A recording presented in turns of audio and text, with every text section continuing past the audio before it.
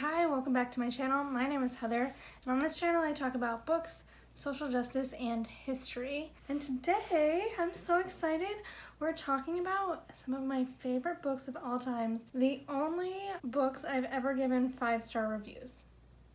And I can't wait to share them with you. So with my rating system, I don't really know if I have one. Like, I don't have points that I make sure to check off when I do my ratings. It's more of how much did the book resonate with me? How much did it make me reflect on my own perspectives, my own beliefs, maybe even question how I see the world? I also think writing style goes a lot into it, and also the genre, of course. So I think when I rate books that I've read, it's kind of like if they are sticking with me after I've read them, it's probably a 5-star. 4 for me is a really great novel, and 3 is didn't care one way or the other. What should I start with? I know I always do nonfiction first, so maybe that's what I'll start with. So here we have Angela Davis's Are Prisons Obsolete? I dog ear and note so many of my books. I have little notes. Look at this one. 3 exclamation points.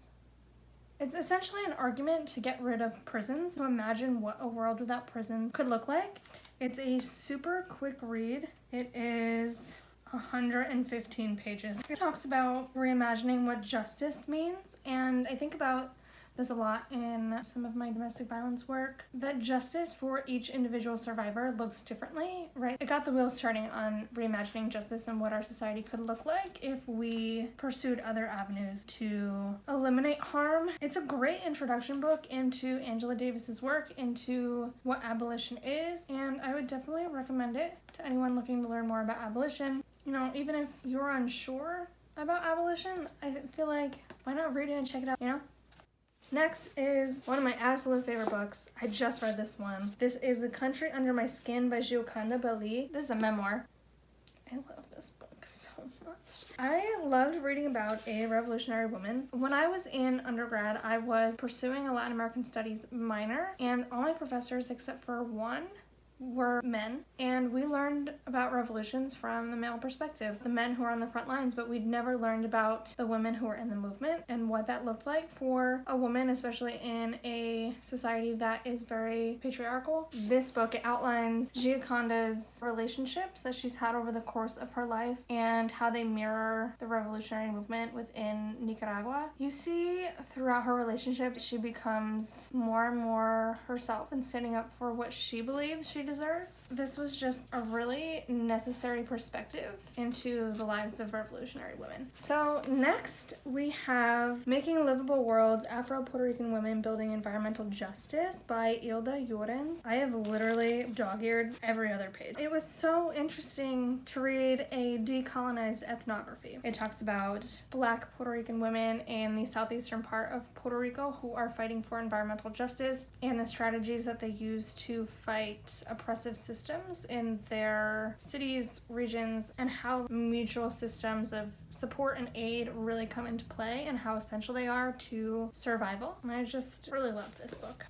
So now I'm going to move a little bit into fiction. This is On Earth We're Briefly Gorgeous by Ocean Vuong. This is a letter from a son to his mother, and she is illiterate. So it talks a lot about his family's history in Vietnam, the family's migration story, and then his own journey growing up in Connecticut. The prose in this was really beautiful. There were a lot of things that I underlined in here that was just what a beautiful way to craft a sentence. There were just a lot of moments in this novel where it was just wow, right in the heart. I think there were just lines in this book where Ocean put feelings into words that I didn't even necessarily know that I didn't have words for. So that's all I got for this novel. So I'm realizing now that almost all of these books are historical fiction. The theme is emerging. So we have The Interior Circuit, a Mexico City Chronicle by Francisco Goldman. This book chronicles a 2014 event in Mexico City where there was a nightclub that was held hostage by a cartel, and the attendees were kidnapped. And so the main character goes through his life, his relationships, his work through Mexico City, and then sprinkled throughout the novel are news articles or updates on this case and what's happening. And it kind of pieces together the entire story and explores different people who were kidnapped in this event. You get to meet some of their families. So you're learning about Mexican history, Mexican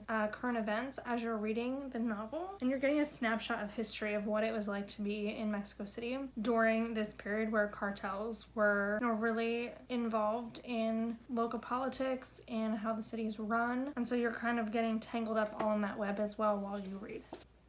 So this book is the book that got me back into reading after a very, very long hiatus. So maybe that's why I love this book so much. It's about the women of Troy after the Trojan War. It follows all of their journeys, whether they were fighting, whether they were survivors of the city's burning. It talks about their lives beforehand and how much they've lost and what they'll do to avenge their loved ones. And I don't actually know a lot about Greek mythology, but it's always intrigued me. I love reading about women in history who haven't been showcased before.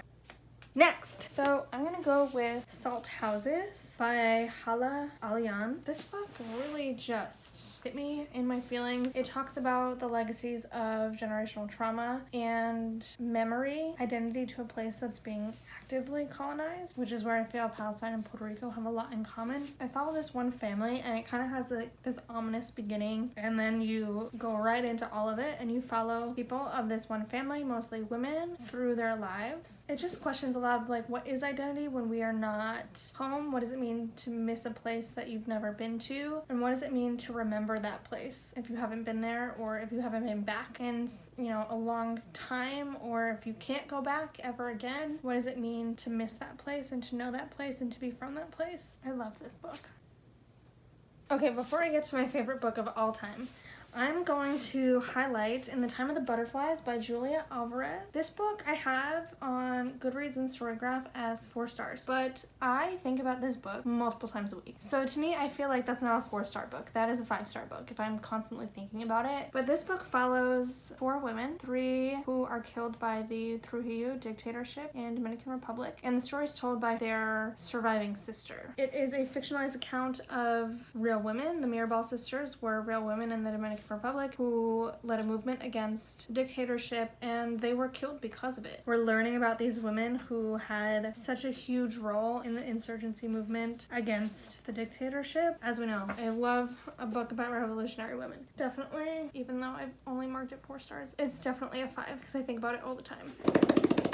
The Brief Wondrous Life of Oscar Wilde by Junot Diaz is my favorite book of all time. Oh my god, I just remembered there's a book that wasn't in this because I lent it to somebody. This is not my favorite book of all time. Oh my god, I forgot because it's not on my shelf.